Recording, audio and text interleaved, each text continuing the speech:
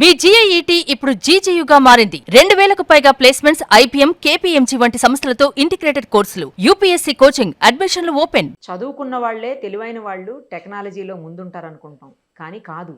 చదువుకోకపోయినా నాలెడ్జ్లోను టెక్నాలజీలోను చదువుకున్న వాళ్ళతో పోటీ పడి, ఇంకా ఆ మాటకొస్తే వాళ్ళకంటే కాస్త ఎక్కువే.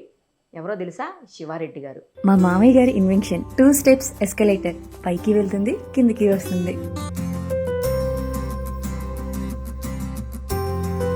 ఆయన తూర్పుగోదావరి జిల్లా మండపేట మండలం అత్తలూరు గ్రామానికి చెందినటువంటి ఒక సామాన్యమైన సాధారణమైనటువంటి రైతు వ్యాపారి. కానీ ఆయన ఇన్నోవేషన్స్ చూస్తే మాత్రం ఎవ్వరూ కూడా ఆయన చదువుకోలేదని, ఆయనకి టెక్నాలజీ తెలియదని, రాదు అని అనలేరు.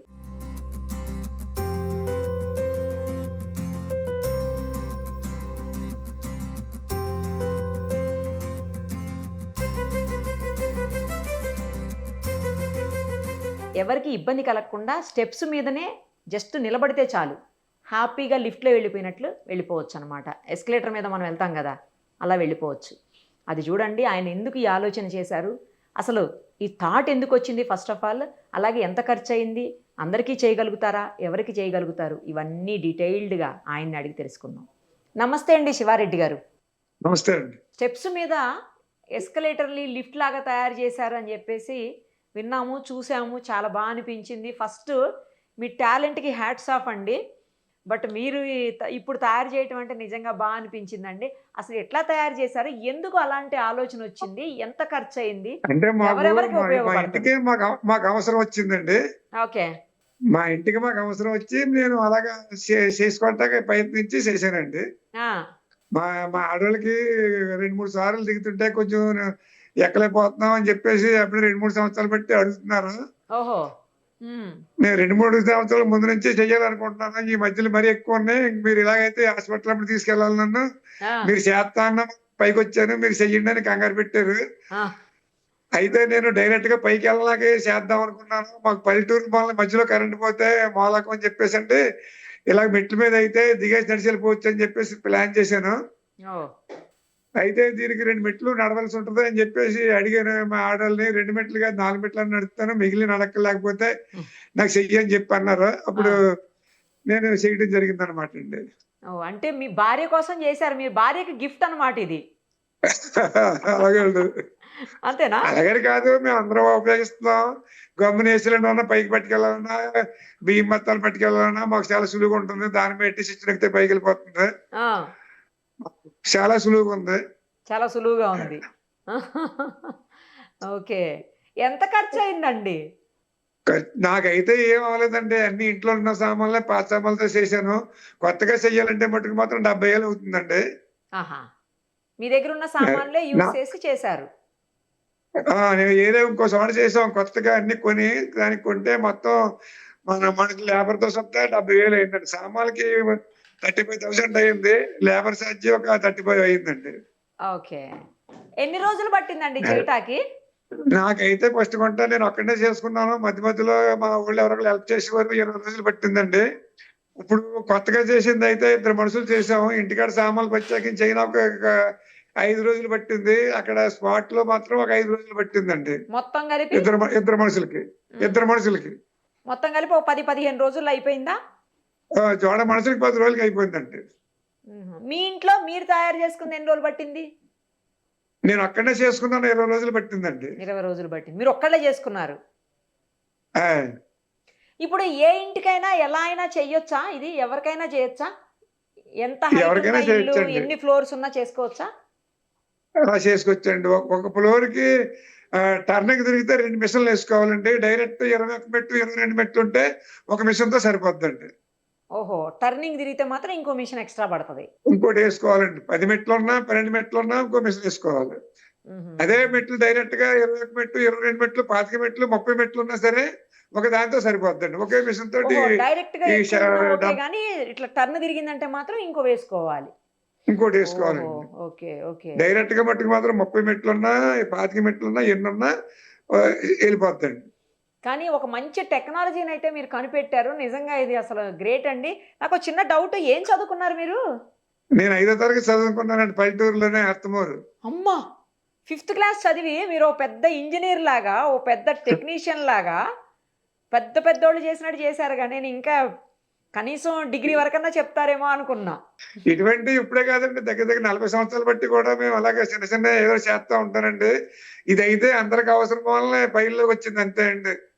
మీరేమి 5th మల్లిబాబు క్లాస్ గారికి కేవలం లడ్డు వేసినప్పుడు కూడా లడ్డులు ఎక్కించినప్పుడు కూడా నేనుండే ఇక్కడ లడ్డు ఎగుమతి చేయించేవాడినండి.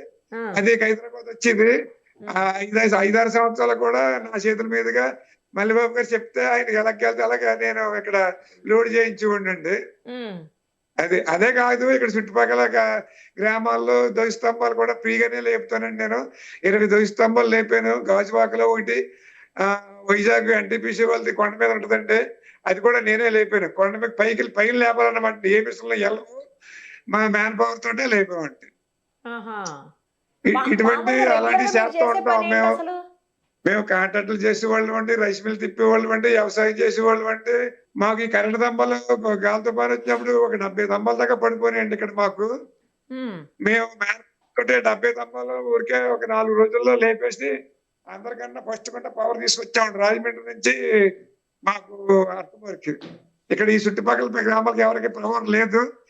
ఆ టైంలో మా పని మేము చేసి మేము ఫస్ట్ కూడా పవర్ తీసుకొచ్చాం. ఓహో. ఆ తుఫాను వచ్చినప్పుడు అండి మాకు. కానీ గ్రేట్ అండి. అలాగే ఏదో కేవలం 5వ తరగతి చదువుకొని మీరు పెద్ద పెద్ద ఇంజనీర్లని తలదన్నేలాగా పెద్ద టెక్నాలజీ అసలు మామూలు విషయం కాదు. మీకు మీరే కనిపెట్టి మీరే ఇంట్లో పెట్టుకొని అది చూస్తున్నా నేను విజువల్స్లో. చాలా బాగా అనిపిస్తుందండి. అసలు పెద్ద పెద్ద వాళ్ళకి చాలా హెల్ప్ అవుతుంది కదా, కొంచెం మోకాళ్ళ నొప్పులు ఉన్న వాళ్ళకి, పెద్దవాళ్ళకి, నడవలేని వాళ్ళకి అలా చాలా అదే help మా అవుతుంది. ఆవిడ మామూలుగా రోజు ఎక్కితే మీరు ఎప్పుడో చెయ్యాలి, నేను మీరు చేస్తా అంటేనే పైకి వచ్చారు, మీరు నాలుగు అయిపోయింది, ఎంత సులువుందో చూడండి అంటది మా ఆవిడ. లేకపోతే 2 సార్లు ఎక్కి 3 సార్లు దిగాలంటే మీరు పట్టురండి, నేను కిందకి దిగనేదండి. ఇప్పుడు ఏది కావాల్సిన ఊరికనే అయ్యే 17 సెకండ్ల కిందకి వెళ్ళిపోతే 15 సెకండ్లు పైకి వెళ్ళిపోద్ది. ఆ, ఇది కిందకి పైకి కూడా ఆపరేట్ అవుతుంది కదండి. అవుతుందండి. అదే మామూలుగా ఎక్సలెటర్ అయితే రౌండ్ తిరుగుతుంది, ఉమ్. ఇదైతే అదే స్విచ్ లో కిందకి వస్తుంది, మళ్ళీ పైకి వెళ్తుంటది. మనం ఒకవేళ మధ్యలో ఆగిపోయి కరెంట్ పోయినా నడిచి వెళ్ళిపోద్ది, నడిచి కిందకి వచ్చేద్ది. ఆహా, ఈ కరెంట్ తోటే ఆపరేట్ అవుతుంది. కరెంట్ కంపల్సరీ కావాలి, పవర్ తోటే అవుతుంది. కావాలండి, కరెంట్ కావాలండి. 11 వాట్లు ఉండాలి దీనికి కరెంటు. 1.5 HP మోటార్ అండి. ఉమ్. వాటేజ్ అయితే 100 వాట్స్ అండి. ఆహా. ఎంత పవర్ తీసుకుంటుందండి? మామూలు మామూలు లిఫ్టులు తీసుకున్నంత తీసుకోదు కదా, ఎస్కలేటర్లు లిఫ్టులు తీసుకున్నట్టు అబ్బాయి తీసుకోదు. అది ఊరికే 4 కిలోవాట్ తీసుకుంటుందండి. 5 HP ఉంటుందండి దానికి మోటార్. ఉమ్. దీనికి 1.5 HP అండి. తక్కువే అయితే. బాగా తక్కువ అండి. కరెంట్ బిల్ కూడా మేము నిలబెట్టి వాడుతున్నాం.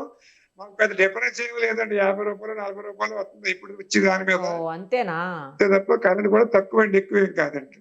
ఓకే.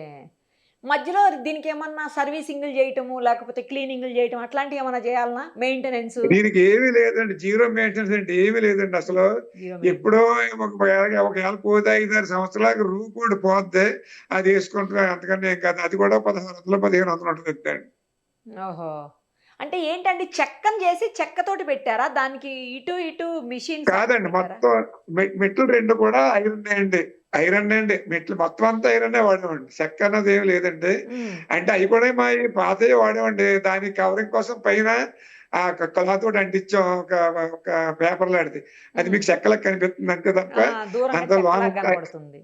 లోన్ అంతా ఐరన్ అండి. ఆ మెట్లు కూడా మిషన్ దగ్గర పట్టుకెళ్ళి ఓ బెండ్ చేయించి అవి ఆ 2 మెట్లు దానికి అతికి ఎడబెడ 4 బేరింగ్లు వేసండి. ఆ సైడ్ కూడా ఒక 4 బేరింగ్లు వేసామండి. 8 బేరింగ్లు ఉంటాయి. అవి కూడా ఎప్పుడో కానీ పోవండి. సీల్ బేరింగ్లు వేసాము, అవి కూడా ఎప్పుడో కానీ పోవండి. ఈ సైడ్ మనం గీజు ఏం పెట్టక్కలే, గీజు ఏం పెట్టక్కలేదు. మామూలు లిఫ్ట్ అయితే నెలకో గీజు పెట్టాలండి. దీనికి అది కూడా ఏం పెట్టి పని లేదండి. ఓహో. ఇప్పుడు సైడ్ కనిపిస్తున్న ఈ స్టెప్స్ వైపు అటు సైడ్ ఇటు సైడ్ నడుస్తుంటే అవేంటంటే ఆ సైడ్ ఏం వేశారు? అటు సైడ్ ఇటు ఈ సైడ్ 2 సీసాలు అనమాట. కళాశాలలో 1.5x3 అండి. ఇలా సి టైప్ లో ఉంటాయి అనమాట ఛానల్. ఓహో. ఆ ఛానల్ ఎడబెడ మనం బిగించాం అనమాట. ఒక కొలతగా బిగించే ఆ ఛానల్లో ఈ ట్రాలీ దొరుకుతుందండి. ఓహో. మరి వర్షం పడినప్పుడు ఏమన్నా ప్రాబ్లం అవుతుందా? ఏం వర్షానికి దీనికి ఏం ఏమి సంబంధం లేదా? లేదండి, మా వాళ్ళు వారం శుభ్రం నీళ్ళకి కడిగేస్తారు. అక్కడ అక్కడ ఏం కరెంట్ ఉండదండి అసలు.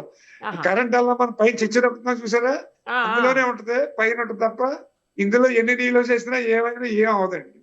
ఓహో! అక్కడ జస్ట్ స్విచ్ ఆన్ చేసుకొని, బటన్ ఆన్ చేసుకొని మీరు కిందకి వెళ్ళిపోవడమే దాని మీద ఎక్కేసి అంతేనా?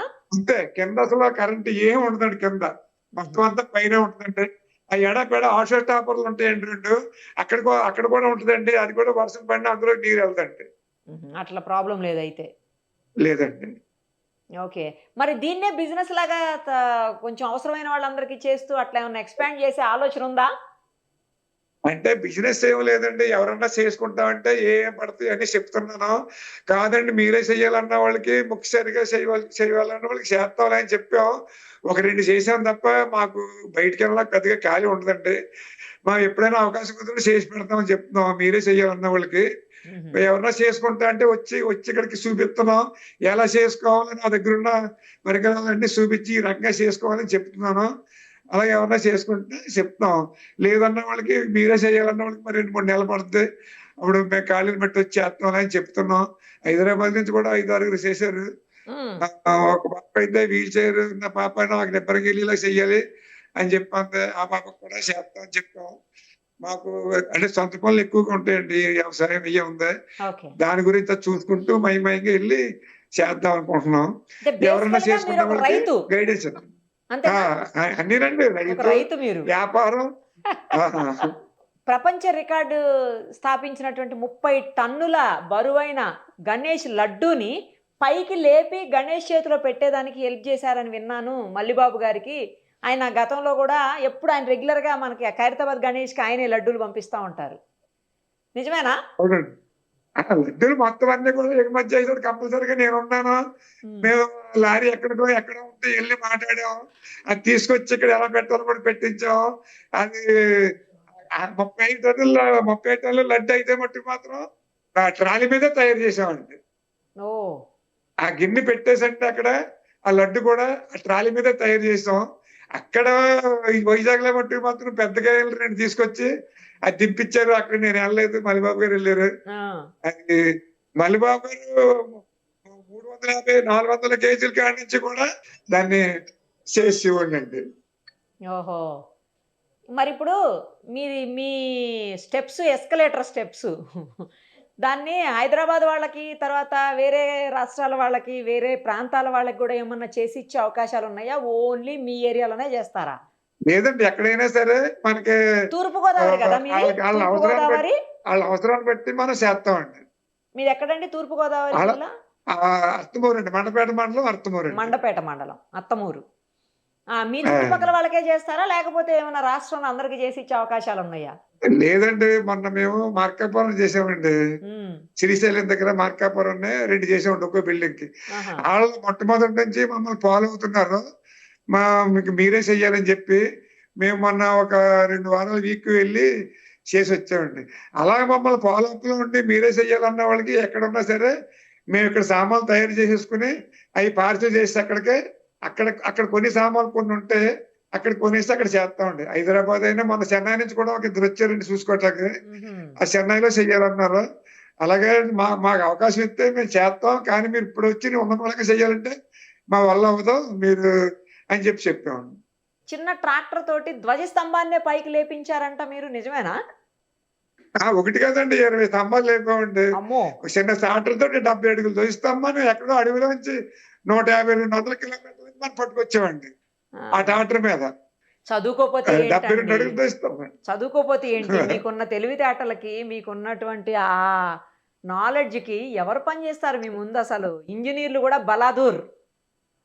అంతే అండి. అది మాత్రం కరెక్టే అండి. చదువుకున్నాళ్ళు గూడా తర్వాత బలాదూర్. మాకిక్కడ ద్వారపూడిలో అయ్యప్ప స్వామి గుడి ఒకటుందండి. అక్కడ వెంకటేశ్వర స్వామిని నిలబెట్టారు. కనకదాస స్వామి గారని చెప్పేసి హ్మ్. కేరళ నుంచి వచ్చి ఇక్కడ స్థిరపడిపోయి ఆయన ఇక్కడ అన్ని పనులు చేస్తుంటారు. ఆయన రూపాయి తీసుకోరు. అంతా సేవే. ఆయన కూడా మాతోటి పాటు అడవికొచ్చారండి. ఆ చెట్టు అడవిలో కొట్టాం. అది హుహు. 90 అడుగుల చెట్టండి. హ్మ్. వీళ్ళకి కావాల్సిందేమో 90 అడుగులు కావాలా, కానీ 72 అడుగుల దగ్గర బిడ్డొచ్చింది. హుహు. అక్కడికి దాన్ని మనం కట్ చేస్తండి.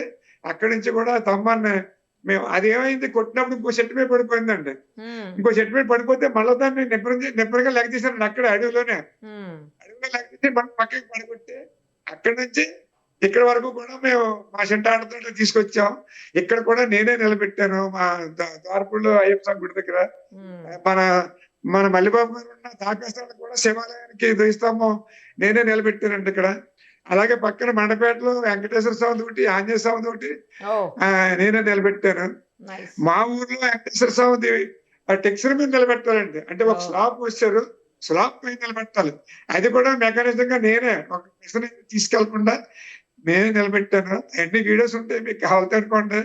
తర్వాత మా ఊళ్ళో శివాలయ విష్ణాలయం ఫస్ట్ గుంట అదే 92లో లేకపోండి ఫస్ట్ గుంట అదే. దానికి మేము అది లేపనాకే మేము అడిగితే కాకినాడ నుంచి రావాలలో ఒక్కో స్తంభానికి 8,000 అడిగారు.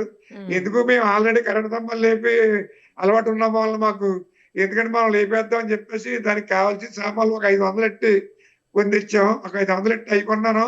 ఒక 2,000 ఎంత పెట్టి తాళ్ళు కొన్నాను అంతే. అంతే. మొత్తం అంతా ఫ్రీగా అయిపోయిందండి. తక్కువ రూపాయి ఖర్చు ఖర్చుతో లేదు. మేము ఎక్కడ చేయలేదు, దేవస్థానం మేము రూపాయి తీసుకోలేదు. మేము ఫ్రీగానే చేసాం. ఇప్పుడు కూడా ఎవరన్నా వచ్చి మాకు ఇక్కడికి ఏమి వెళ్దాం, మిషన్లు వెళ్దాం, మీరు లేపాలి అంటే వెళ్ళి చేస్తామండి. తక్కువ ఖర్చుతోటి కొత్త కొత్త టెక్నాలజీని మీరు పరిచయం చేస్తూ అందరికీ ఆదర్శంగా నిలుస్తున్నారు. సేమ్ టైం అందరూ గర్వపడేలా చేస్తున్నారు, ఆశ్చర్యపడేలా చేస్తున్నారు. చదువుకోకపోతే ఏమవుతుంది మీరు. గ్రేట్ అండి. మళ్ళీ ఇంకొకసారి మీకు హ్యాట్స్ ఆఫ్ చెప్తూ థ్యాంక్ యూ సో మచ్ అండి. Thank you. మీరు హైదరాబాద్ Thank you, వచ్చినప్పుడు thank you. ఒక్కసారి మా ఆఫీస్కి కూడా రండి. మా ఆఫీస్లో కూడా అలాగే పెడతారు కానీ. సార్, అలాగే సార్. సరేనా? మా స్టెప్స్కి పెడతారు కానీ, మా ఆఫీస్లో స్టెప్స్కి. ఓకే. థ్యాంక్స్ అండి. Thank you so much. Thank you.